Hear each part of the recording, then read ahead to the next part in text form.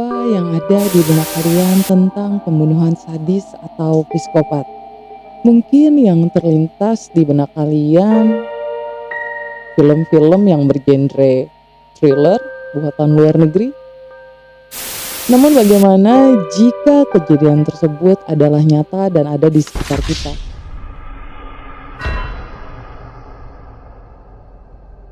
Di Serem kali ini gua bakal bercerita tentang kisah nyata 5 pembunuhan berantai paling sadis yang ada di Indonesia. Siapakah mereka? Astini yang lebih dikenal dengan Nyonya Astini ini membunuh 3 tetangganya dikarenakan ditagih hutang dengan kata-kata kasar. Dan bukan hanya membunuh, tapi dia juga memutilasi korbannya menjadi 10 bagian. Akhirnya warga pun mengetahui perbuatan Astini karena warga menemukan potongan kepala di dalam kantong plastik. Lalu warga melaporkan Astini kepada pihak yang berwajib.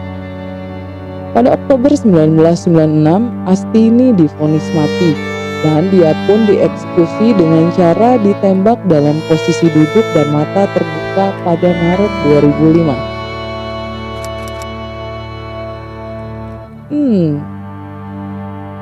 Rio Martil.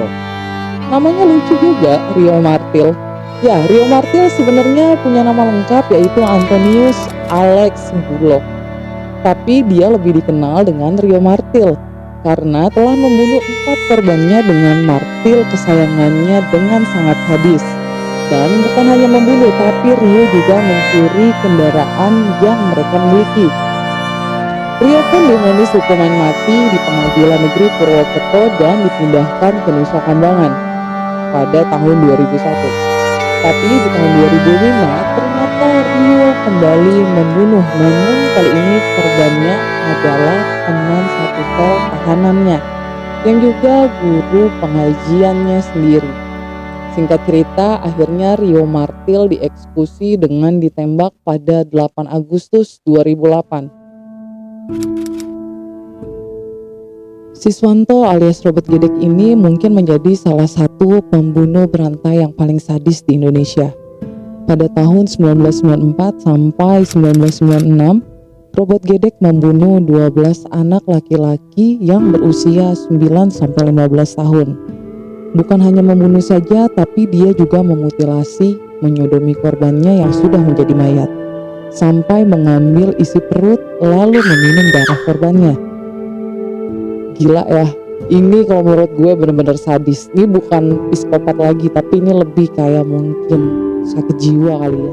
Dan yang parahnya lagi, dia juga mengakui menikmati aksinya dan gak pernah merasa ada rasa bersalah.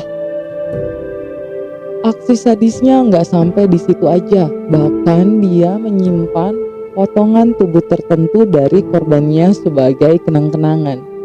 Wah, kira-kira potongan tubuhnya yang disimpan nih potongan yang mana aja ya? Sebenarnya sih gue agak sedikit penasaran, tapi ya kita nggak usah bahas lebih jauh lagi lah ya tentang potongan-potongan yang disimpan sebagai kenang-kenangan buat si Siswanto. Tapi fix orang ini memang bener-bener agak-agak sedikit gangguan mental sih kalau menurut gue. Akhirnya Robert Gedek pun dijatuhi hukuman mati, tapi dia meninggal lebih dulu pada Maret 2007 dikarenakan serangan jantung. Rian yang nama aslinya Ferry Idham Hendiansyah, kasusnya sangat menggegerkan kayak si Robert Gedek yang tadi. Tapi pada kasus pembunuhan yang dilakukan Rian, dia tidak menyimpan potongan tubuh korban untuk kenang-kenangan. Terus kira-kira si Rian ini ngapain ya? Oke, kita lanjut ya. Rian melakukan pembunuhan di 2 tempat yang berbeda, yaitu di Jombang dan di Jakarta, dengan total korban 11 orang. Awal mula diketahui Rian sebagai pembunuh adalah ketika adanya penemuan 7 mayat termutilasi yang berada di dalam 2 tas dan 1 kantong plastik di daerah Jakarta. Dan sisa mayat lainnya ditemukan di lubang galian belakang rumah Rian di Jombang. Motif pembunuhannya sangat sederhana lantaran Rian ini sakit hati. Akhirnya Rian pun diberikan hukuman mati. Wow. Ya sesuai sih ya, karena udah ngebunuh ya nyawa bayar nyawa ya kan. Tapi yang sadisnya tuh dilakuinnya tuh 2 tempat loh, Jakarta sama di Jombang. Makanya namanya Rian Jombang.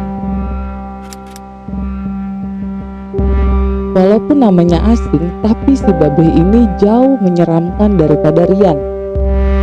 Tahun 2010, si Babe ditangkap dikarenakan pembunuhan berantai dan kekerasan seksual pada anak-anak.